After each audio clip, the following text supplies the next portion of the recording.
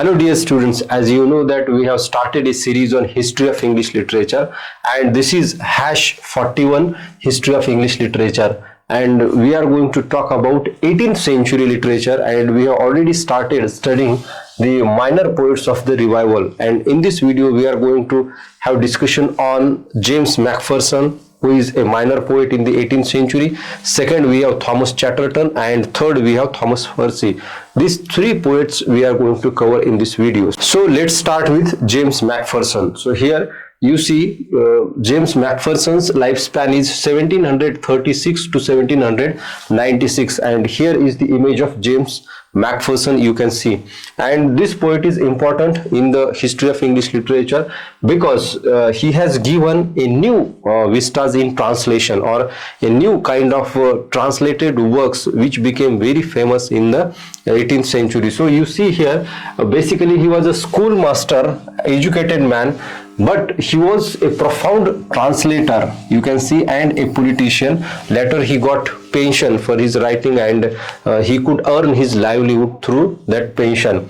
And he translated Ossian's cycle of epics. What is important regarding James Macpherson, that his translation of the cycle of epic poems by Ossian. So Ossian's poetry is very famous in those days, and he translated that epic poems. And here we have some of his major works, like in 1760 he composed or translated fragments of ancient poetry collected in the Highlands. So now this is the translation of Gallic manuscripts in those days, and this ancient poetry has become very famous work composed by James Macpherson.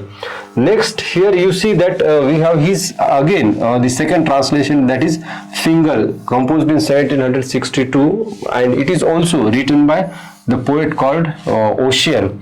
Again in 1763 we have Temora. It is again an epic, and it is a translation.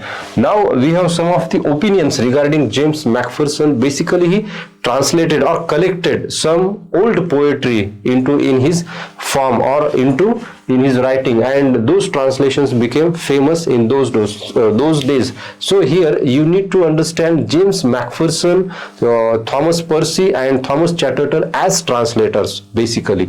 So he is the translator. And here we have a Swinburne's remark regarding James Macpherson, that lank and counterfeit of poetry. Now he borrowed the poetry, or he taken the poetry from other sources, from other poets, and hence the poets or critics has criticized James Macpherson as counterfeit of poetry, or the lank of poetry. Means he borrowed material from others, and it is not his original work, or it is not his original poems, just translations or collections. But what is there in the collection of James Macpherson or translations? He could succeed in giving primal grandeur, here you see, to his heroes. So he presented his heroes as important heroes, and he bestowed them the grandeur in literature, or he presented his heroes on a grand scale.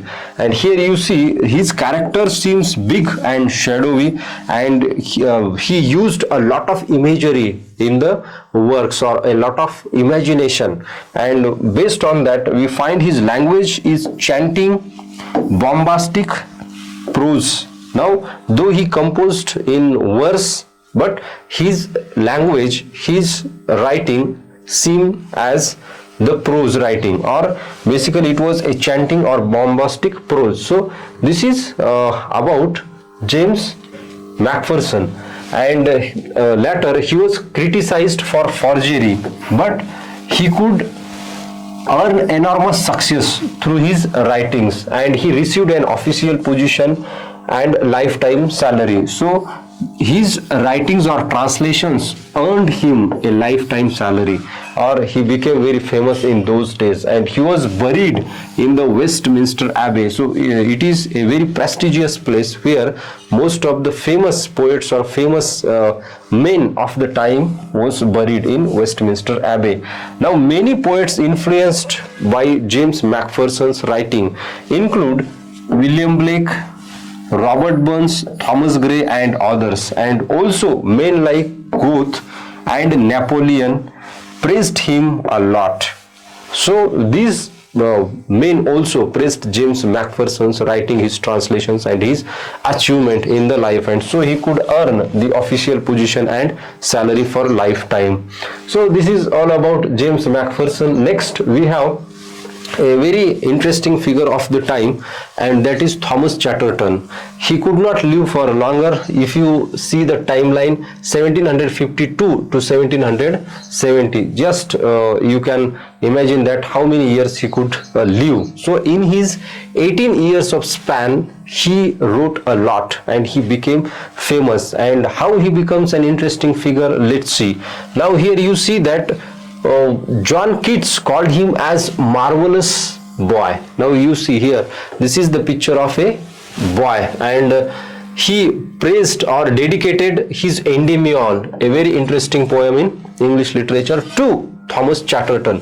Again, Shelley also celebrated him in his poem called Adonis, Pastoral Elegy.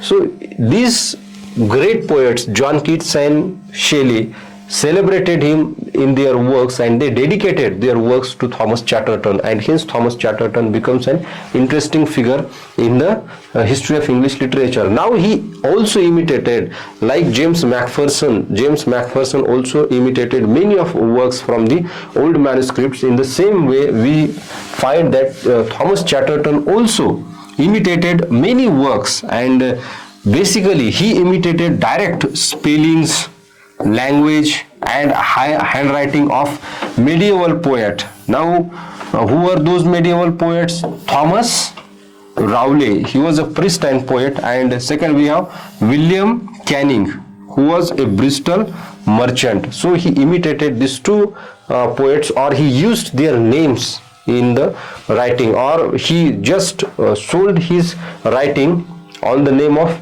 Thomas Rowley and William Canning, and then he became famous. Now here we have some of his works which are considered borrowed from these writers. First we have a hymn for Christian Day, a new song, an excellent ballad of charity as written by the Godfrey. Now if you look at these spellings, you see that this is the medieval writing style or the medieval English spellings of different types of words. For example, ballad, excellent, charity, rotten. Generally we use third form of write as written by. So this is very simple.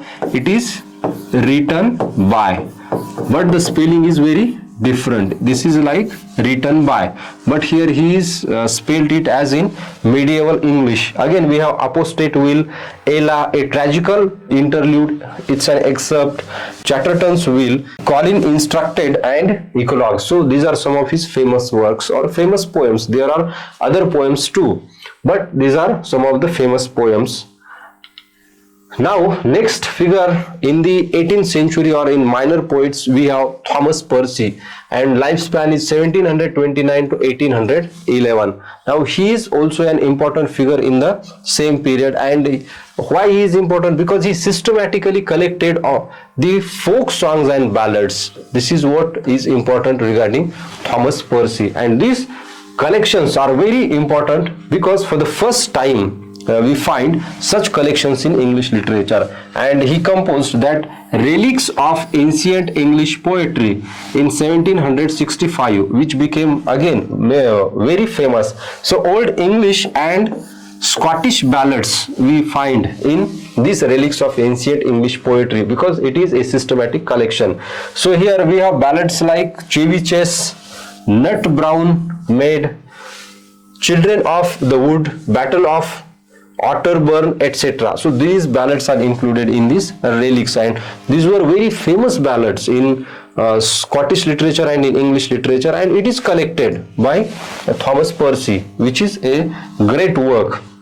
Now when collecting or composing or recomposing of these ballads or these songs or these poems, he added many things on his own and also omitted many things from the same. So we cannot say that this is the original, but it is based on the original. So he freely added and omitted from the same works. Now, Walter Scott's poetry modeled upon these ballads. Now, Walter Scott is influenced a lot, and his poetry is based on these Thomas Percy's collections or Thomas Percy's writings. Now, here you see the first time I could scrap. Now, here we have Walter Scott's remark regarding Thomas Percy, and here the first time I could scrap a few shillings together, I bought myself a copy of these beloved volumes, nor do I believe I ever read a book half so frequently or with half the enthusiasm. So this is the remark by Walter Scott regarding the Thomas Percy, and his many of poems are based on Thomas Percy's poetry, and hence he is saying that in this way how I encountered Thomas Percy's poetry and how I imitated his poems with enthusiasm. This is the old age image of Thomas Percy, and here you see next work which is Northern Antiquities, appeared in 1770, and it is also a translation of French Mallet's History of Denmark, which again became famous.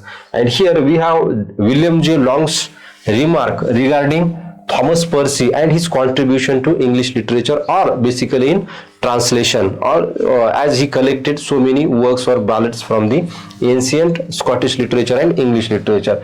Here you see the remark that the literary world owes a debt of gratitude to Percy, who wrote nothing of the importance himself, but who by collecting and translating the works of their other men did much to hasten the triumph of Romanticism in the 19th century.